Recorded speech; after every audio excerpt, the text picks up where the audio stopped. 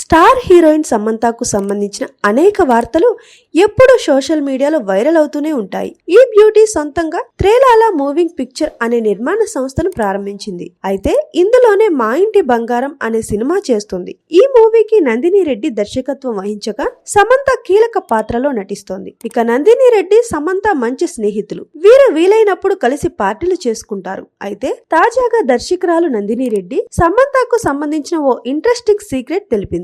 Sam daring step తీసుకుందంటూ సమంతకు సంబంధించిన కొన్ని విషయాలను అభిమానులతో పంచుకుంది. చిత్ర పరిశ్రమలో హీరోలకు హీరోయిన్లకు రెమ్యునరేషన్ విషయంలో చాలా తేడాలు ఉంటాయి. హీరోలు 100 కోట్లు తీసుకుంటే నటీమణులు 20 కోట్లు కూడా దాటలేదు.